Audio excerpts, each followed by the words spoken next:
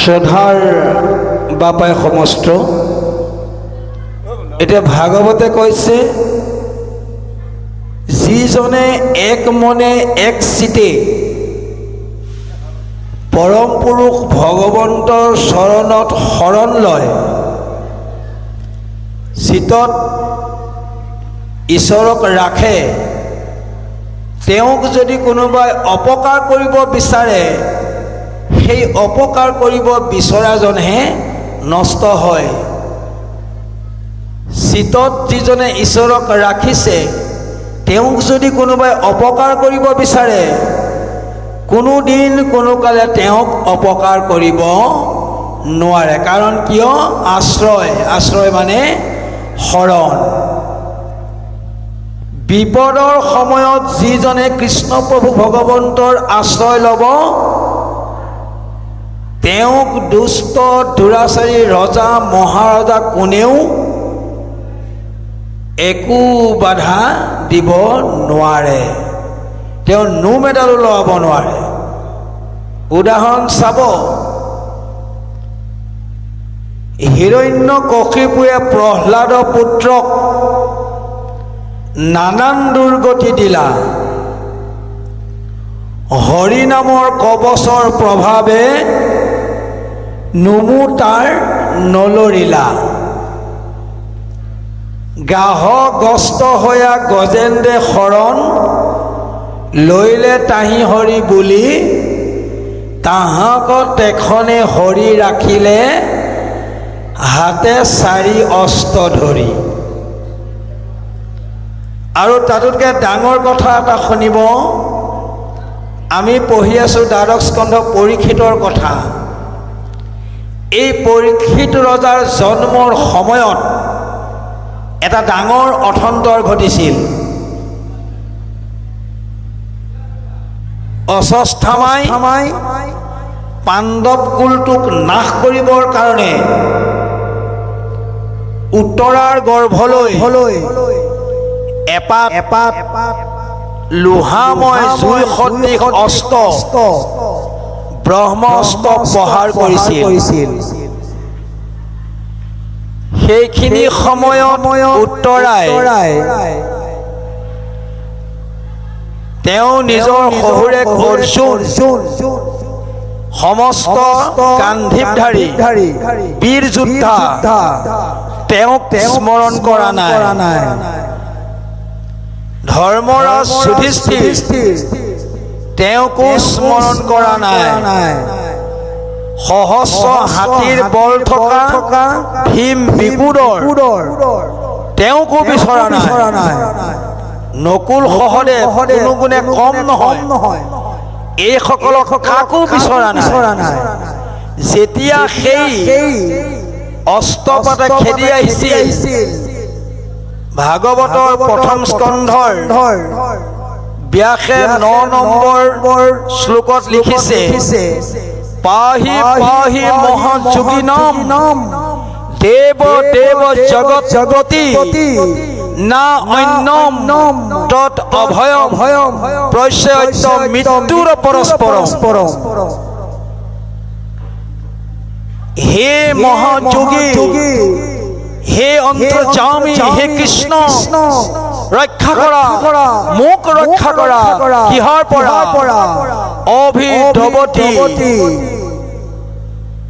অভিদ্ৰৱতী মম এসু লোহাস্তব্ধ আয়সু প্ৰিভু মম নাথম মামে দহক গৰ্ভ নিপাতত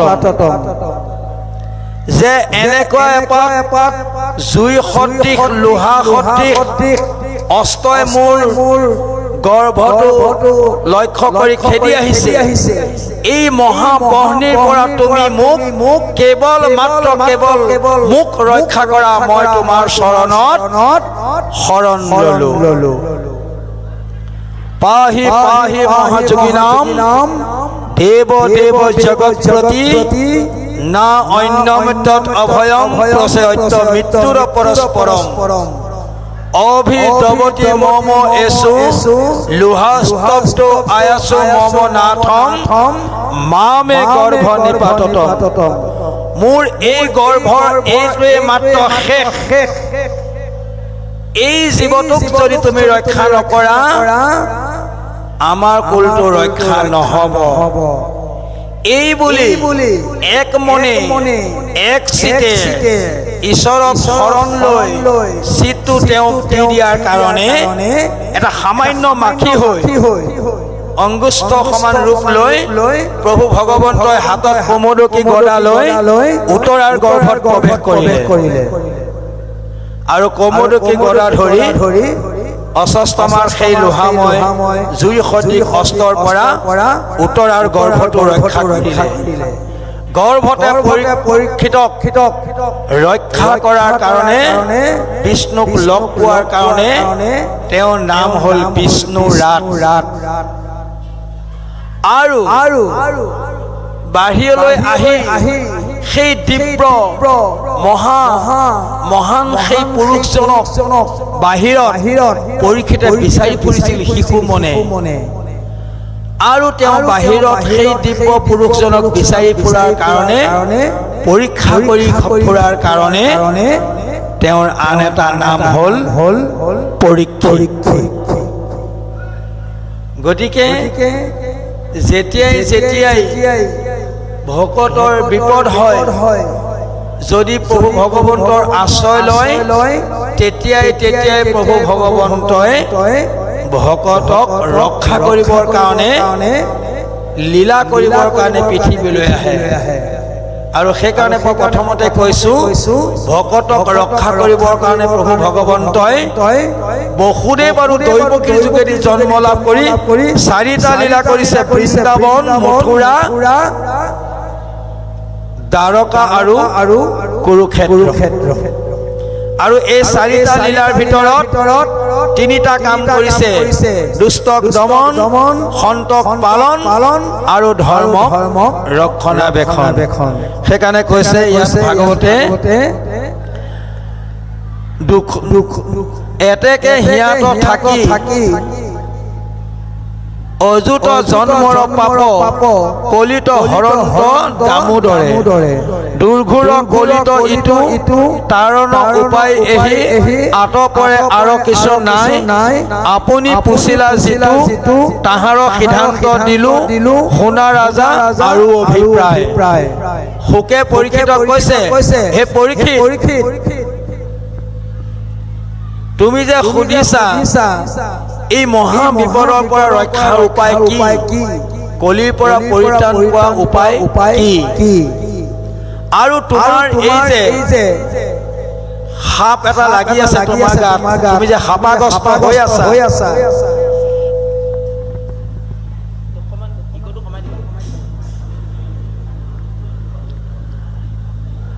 তুমি ভাবিছা তোমাৰ মাত্ৰ 7 দিন সময়, আচলতে 7 দিন তোমাৰ কাৰণে বহু সময়। মই এনেকুৱা এটা ব্যৱস্থাৰ মাজলৈ তোমাক লৈ যাম, কেৱল তুমি শ্ৰৱণ কৰিবা, মই প্ৰভু ভগৱন্তৰ কথা কীৰ্তন কৰিম।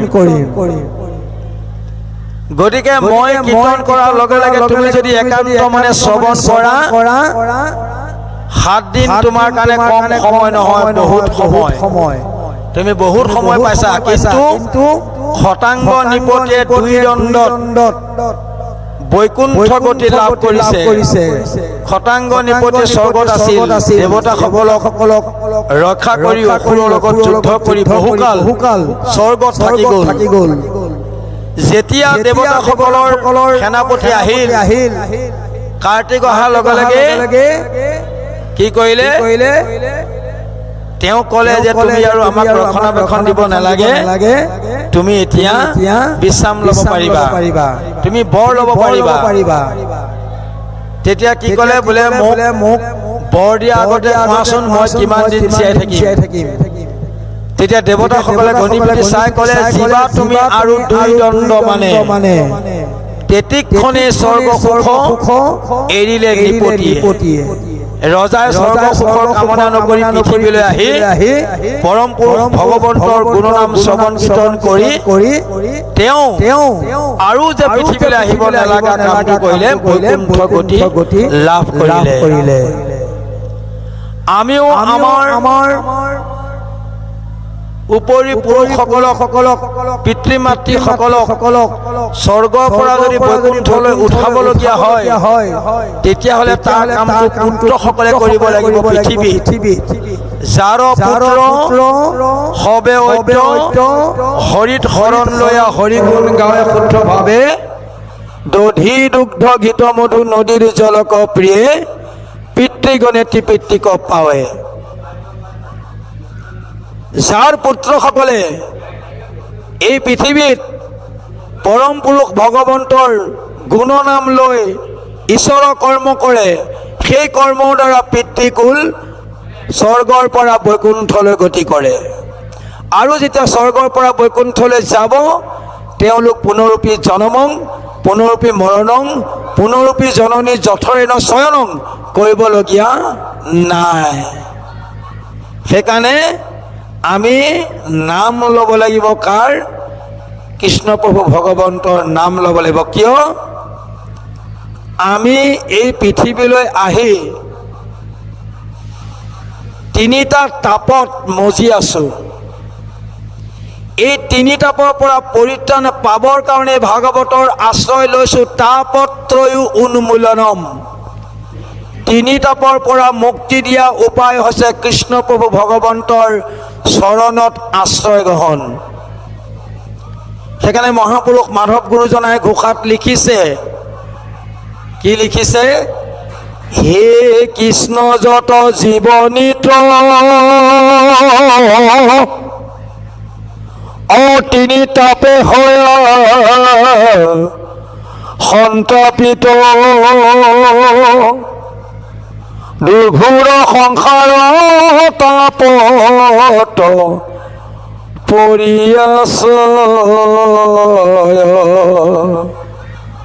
তজু পদ চেত্ৰ ছত্ৰ পাই অমৃত বৰিষে সৰ্বদাই তাৰা ছায়া বিনে নেদেখো আৰু আশ্ৰয়। গতিকে আমি তিনি তাপৰ পৰা মুক্তি লাভ কৰিবলৈ ঈশ্বৰৰ নাম ল'ব লাগিব। এই তাপ তিনিটা কি? আধি দৈবিক, আধি ভৌতিক আৰু আধ্যাত্মিক তাপ। আধি শব্দটোৱে ৰিলেটেড কৰিছে ওপৰৰ পৰা লাগি অহা। আধি দৈবিক, দেৱতাৰ দ্বাৰা যিবিলাক আমি ভয় পাওঁ, প্ৰাকৃতিক দুৰ্যোগ, ধুমুহা, ভূমিকম্প, বানপানী, এইবিলাকৰ পৰা জীৱই ভয় খাই পেলাই কি হয়? তাহি মধুসূদন সোঁৱৰে। এইবিলাকৰ ভয়ৰ পৰা পৰিত্ৰাণ পাবলৈ আমি কৃষ্ণ নাম ল'ব লাগে। আৰু আধি ভৌতিক, ভৌতিক মানে ভূত শব্দটোৰ অৰ্থ হৈছে জীৱ। কুকুৰে কামুৰিলে, মেকুৰীয়ে আঁচুৰিলে, বলীয়া হিংসুক জীৱ জন্তুৱে যদি আমাক আক্ৰমণ কৰে আমি তাৰ পৰা এটা ভয় পাওঁ, আৰু সেই ভয়ৰ পৰা আমি পৰিত্ৰাণ পাব বিচাৰোঁ। পৰিত্ৰাণ কোনে দিব? কৃষ্ণ প্ৰভু ভগৱন্তই। নমো নমো নাৰায়ণ প্ৰসন্ন হৌক হৰি কৰিওক মায়াক নিজান আপোনাৰ মহিমাক আপুনি বেকত কৰা জীৱক কৰিও পৰিত্ৰাণ। এই ভয়ৰ পৰা পৰিত্ৰাণ কৰিব লাগিব। ভূত মানে জীৱ, জীৱকুলৰ পৰা ৰক্ষা পাবৰ কাৰণে আমি ঈশ্বৰৰ আশ্ৰয় ল'ব লাগিব। আৰু আধ্যাত্মিক তাপটো হৈছে দুই ধৰণৰ। এটা হৈছে শাৰীৰিক আৰু আনটো হৈছে মানসিক। ঈশ্বৰ সম্বন্ধীয় ব্যক্তি বা সমাজ সংস্কাৰক এজন লোকৰ যদি হঠাতে কিবা এটা এক্সিডেণ্ট হয়, বিপদ হয়, সেই দুখে আমাৰ অন্তৰত দুখ দিয়ে। আমি জানো যে পাণৰ শিল্পী পৰম শ্ৰদ্ধাৰ জুবিন গাৰ্গদেৱ আমাৰ মাজত আৰু নাই। এই তেখেতৰ আত্মাই যি কষ্ট আমাক দিছে, সেই কষ্টটোক আধ্যাত্মিকতাৰ লগত তুলনা কৰা হৈছে।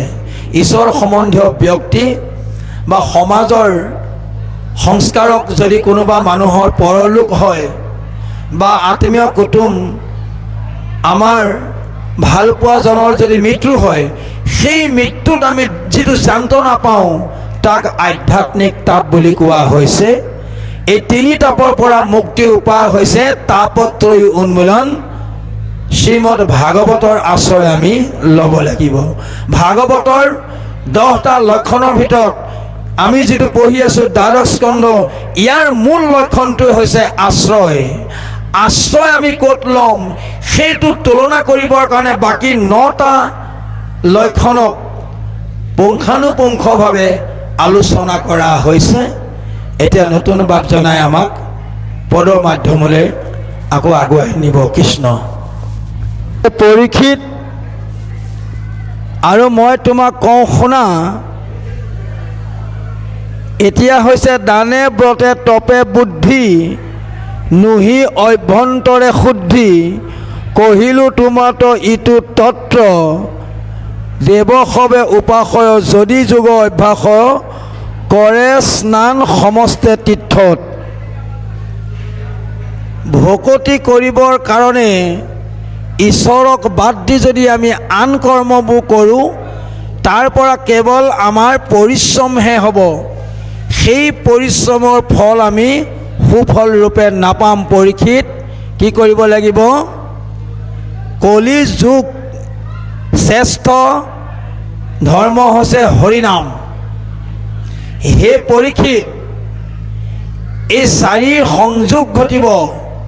এই চাৰিৰ সংযোগত যিটো ভকতি আচৰণ কৰিবা, সেই ভকতিয়ে তোমাক উদ্ধাৰ কৰিব পাৰিব। এই চাৰিৰ সংযোগটো হৈছে ধন্য ধন্য কলিকাল, ধন্য নৰতনু ভাল, ধন্য তেখে ভাৰত বৰিষে। গম পাইছেনে? ধন্য ধন্য কলিকাল। মানুহে কৈছে কলিকালটো বেয়া, শাস্ত্ৰই কৈছে কলিকালটো ভাল। ধন্য ধন্য কলিকাল।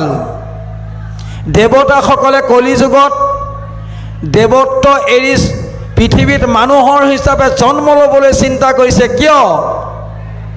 মানুহ হৈ জন্ম লাভ কৰিলেহে ঈশ্বৰৰ সেৱা কৰিব পাৰিব। আৰু যদি মানুহ হৈ জন্ম লাভ কৰি ঈশ্বৰ সেৱা নকৰে, পুনৰ নানান যোনিত ভ্ৰমণ কৰি ফুৰিব লাগিব।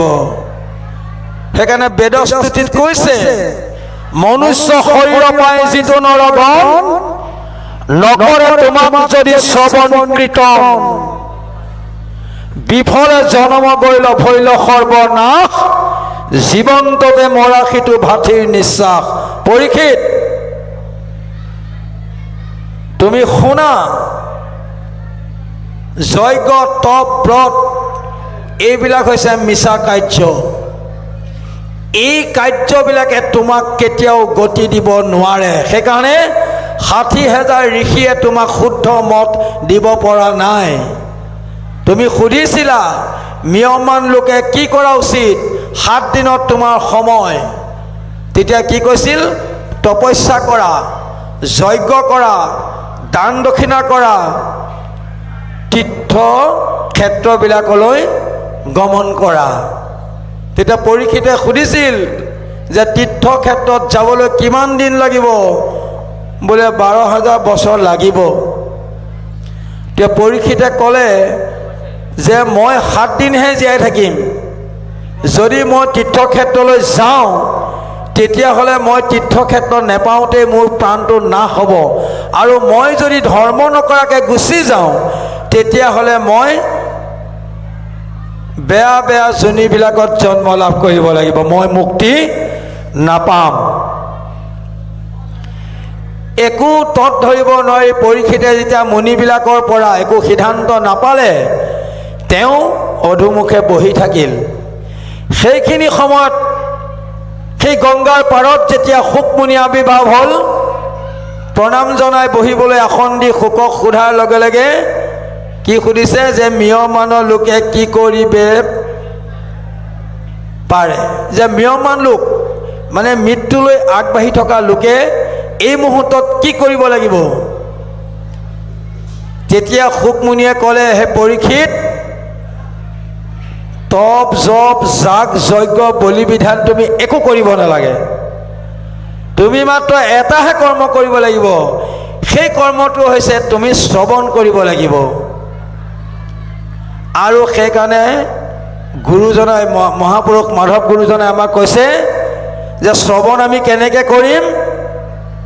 কৰ্ণপথে ভকতৰ হিয়াত প্ৰৱেশী হৰি, দুৰ্বাসনা হৰে সমস্তৰ, জলৰ যতেক মল, যেহেন শৰত কালে স্বভাৱতে নিৰ্মল কৰয়। ভাগৱতৰ কথা শুনিবলৈ হ'লে ভাগৱতে সিদ্ধান্ত দিছে, শুনা সভাসদ হয়া নিশবদ, গ্ৰাম্য কথা বিনাশন। ভাগৱতৰ ওচৰলৈ যদি আহি অন্য কথা পাতি থাকে তেতিয়াহ'লে পাপ আচৰণ হ'ব। শ্ৰোতা বহুত আছে, আপোনাক সবে ভাবিলে আচৰিত হ'ব। ভাগৱত যেতিয়াই যেতিয়াই য'তে য'তে অনুষ্ঠান অনুষ্ঠিত হৈছে ত'তে ত'তে নানান ধৰণৰ শ্ৰোতা আৱিৰ্ভাৱ হৈছে। এবিধ আছে হংস শ্ৰোতা। হাঁহে চাব পানীত যদি গাখীৰ মিলাই দিয়ে, ওপৰে ওপৰে গাখীৰখিনি খাব, পানী নাখায়। এনেকুৱা শ্ৰোতা আছে ভকতিৰ তত্ত্ব জ্ঞান ল'ব, বাকী গ্ৰাম্য কথাত মনোনিৱেশ নকৰে। আৰু এবিধ শ্ৰোতা আছে মৎস্য শ্ৰোতা। মৎস্য মানে মাছ। মাছে পানীত বহুত সময় পলক নমৰাকৈ স্থিৰভাৱে থাকিব পাৰে। এনেকুৱা শ্ৰোতাই ভাগৱতৰ সন্মুখত ধীৰ স্থিৰভাৱে বহি পাঠক ব্যাখ্যাকাৰসকলে কি পঢ়িছে কি কৈছে একান্ত মনে শুনি থাকে। আৰু এবিধ শ্ৰোতা আছে শুক। শুক মানে ভাটৌ পক্ষী। এই শ্ৰোতাই সমাজলৈ আহি ওচৰত কোন বহিছে, বাওঁফালে কোন আছে একো নেদেখে, কেৱল মাত্ৰ দেখিব ভাগৱত আৰু ব্যাখ্যাকাৰক। আৰু তেওঁ কোৱা সুমধুৰ কথাবিলাক হৃদয়ংগম কৰি পিছদিনা আকৌ সমাজত একেইভাৱে ক'ব পাৰিব, সেইজনেই হৈছে শুক পক্ষী বা ভাটৌ চৰাই। গতিকে আমি কথা শুনিব লাগিব। কি কথা শুনিব লাগিব? ঈশ্বৰৰ কথা শুনিব লাগিব। আৰু আমাৰ বয়সবিলাক কম, কলিযুগত মানুহৰ আয়ুসবিলাক ক্ষীণ। সেইকাৰণে আমি যিমান দিন জীয়াই থাকোঁ সিমান দিন আমি তৰিবৰ বাবে কাম কৰিব লাগিব। ব্ৰহ্মাৰ প্ৰাৰ্থনী নৰতনু অনুপাম। ব্ৰহ্মাই ব্ৰহ্মলোকত থাকি সুখ পোৱা নাই, ঈশ্বৰক প্ৰাৰ্থনা কৰিছে, হে প্ৰভু, মই যদি কলিযুগত মনুষ্য হৈ জন্ম লাভ কৰিব পাৰিলোহেঁতেন তেতিয়া তোমাক নিকট মানে ওচৰতে পালোহেঁতেন। গতিকে আমি পায়ো হেৰুৱাইছোঁ। দেৱতাসকলে পাবলৈ আশা কৰিছে, এনেহেন দুৰ্লভ মানুহৰ শৰীৰ আমি পায়ো কি কৰিছোঁ? ইয়াক ব্যৰ্থে নিছোঁ। সেইকাৰণে ভাগৱতে কৈছে যে দুৰ্লভ মানুহৰ দেহম দেহিনাম ক্ষণভংগুৰ। মানুহৰ দেহ পোৱাটো যেনেকৈ দুৰ্লভ, আৰু এই দুৰ্লভ দেহটো কিন্তু ক্ষণভংগুৰ, খন্তেকীয়া। জীৱন খন্তেকীয়া, এই আছে এই নাই। গতিকে যিকেইটা দিন পাওঁ সেই দিনকেইটা মধুময় আলাপ গ্ৰাম্য কথা বিনাশ কৰি কেৱল মাত্ৰ কেৱল ঈশ্বৰৰ কথাহে আমি শুনাটো কলিযুগৰ শ্ৰেষ্ঠ ধৰ্ম। কৃষ্ণ এতিয়া ভাগৱতে সিদ্ধান্ত দিছে যে ভকতি কৰিবলৈ উচ্চ কুলত জন্ম লাভ নকৰিলেও হ'ব, ভকতি কৰিবলৈ বিষয় বাপ নহ'লেও হ'ব। যোনেই যেনেকৈ যিভাৱে ভকতি কৰে, কেৱল যদি ঈশ্বৰৰ নাম লয় তেওঁকেই মহন্ত বুলি কৈছে। আমি যদি চাওঁ যিমানবিলাক লোক সন্ত মহন্ত হৈ প্ৰভু ভগৱন্তৰ সমীপত আছে, তেওঁলোক পূৰ্বতে কি আছিল? এতিয়া চাব, আমি যিভাগ ভাগৱত পঢ়ি আছোঁ সেই ভাগৱত ভাগ আমাক কোনে শুনোৱাইছে? সনৌকে। কাৰ দ্বাৰা? সুতৰ দ্বাৰা। 60,000 ঋষিয়ে একেলগে ভাগৱত শুনিছিল। পৰীক্ষিতে ভাগৱত শ্ৰৱণ কৰি সুশৰীৰে বৈকুণ্ঠলৈ গুচি গ'ল।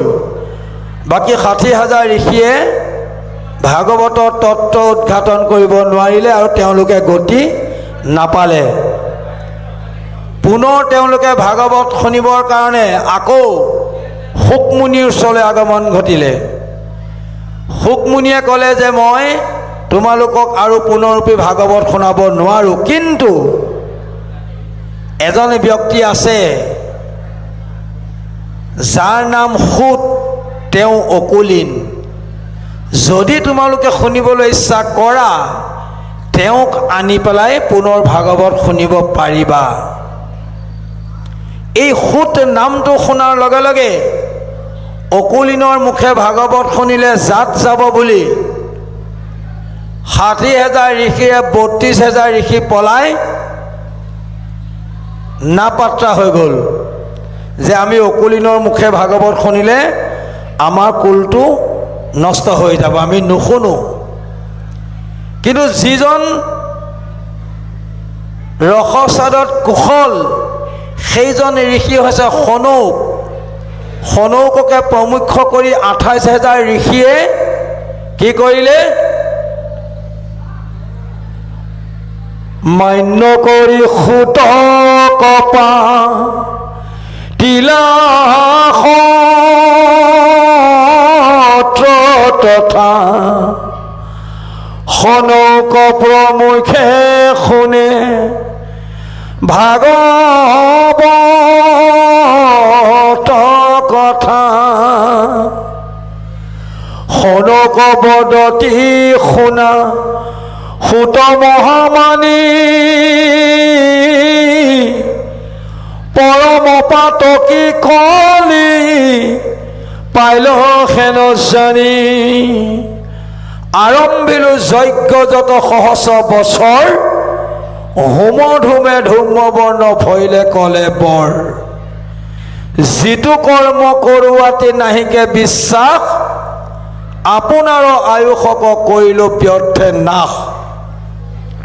যে কলিৰ মলৰ পৰা কলিৰ ভয়ৰ পৰা পৰিত্ৰাণ পাবৰ কাৰণে আমি 1000 বছৰ জোৰা এটা যজ্ঞ আচৰণ কৰিছিলোঁ। এই যজ্ঞৰ ধোঁৱা লাগি লাগি আমাৰ শৰীৰবিলাক ধোঁৱা বৰণীয়া হৈ গ'ল, কিন্তু আমি কি কৰিলোঁ? ইয়াৰ দ্বাৰা আমি একো ফল লাভ কৰিব নোৱাৰিলোঁ। তুমি যে শুকৰ মুখৰ পৰা ভাগৱত গ্ৰহণ কৰিছা, সেইকাৰণে তুমি আমাক সেই ভাগৱতখন শুনাই আকৌ পৰীক্ষিতৰ দৰে যাতে আমাক গতি দিব পাৰা, সেইকাৰণে আমি তোমাৰ মুখে ভাগৱত শুনিবৰ কাৰণে আগ্ৰহ প্ৰকাশ কৰি তোমাক আমন্ত্ৰণ জনাইছোঁ। যিটো কৰ্ম কৰোৱাতে নাহিকে বিশ্বাস আপোনাৰো আয়ুসক কৰিলোঁ ব্যৰ্থে নাশ। সম্পত্তি তুমি সে চিন্তিওক মহাহিত কৰায়ুক প্ৰাণ কৃষ্ণ চৰিত অমৃত।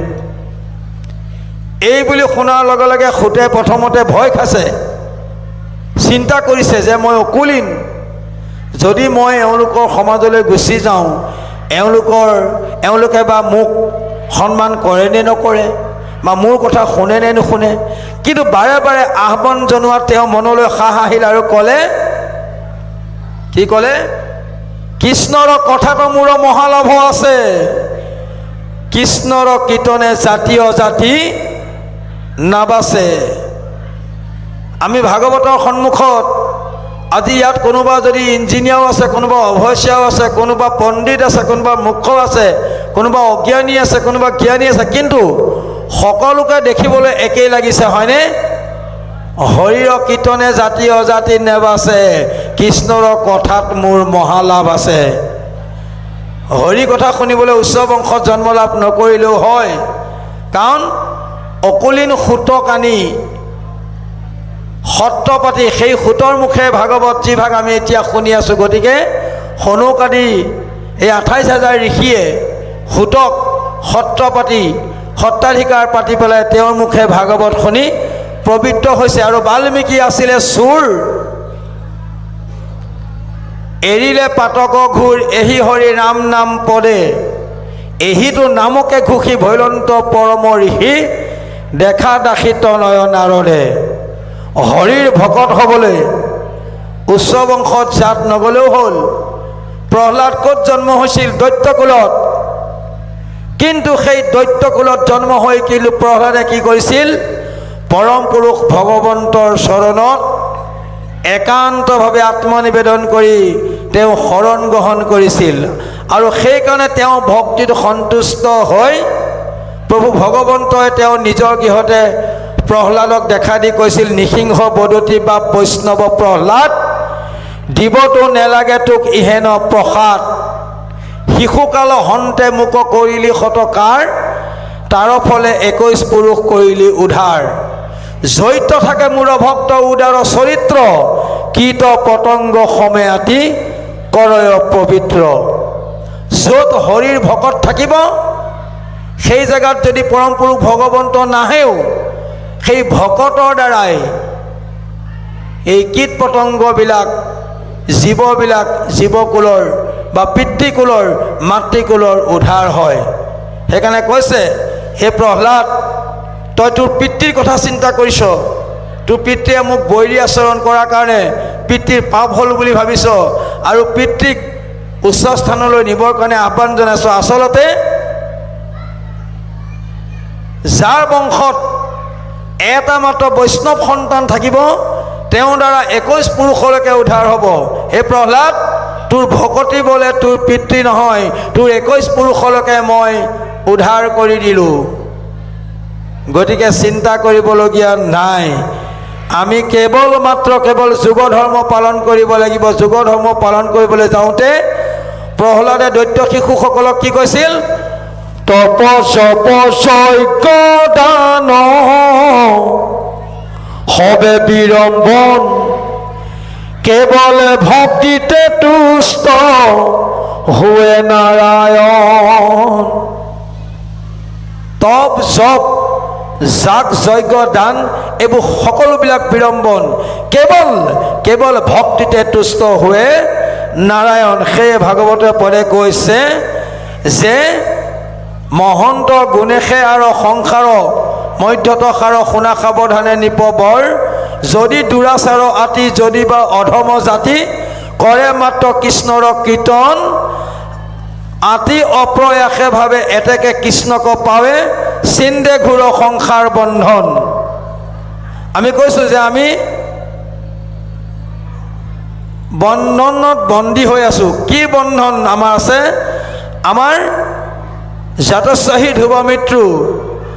জন্ম মানে মৃত্যু হ'বই লাগিব আৰু মৃত্যু হ'লে পুনৰ জন্ম হ'ব লাগিব। এইটোৱে আমাৰ বন্ধন আছে।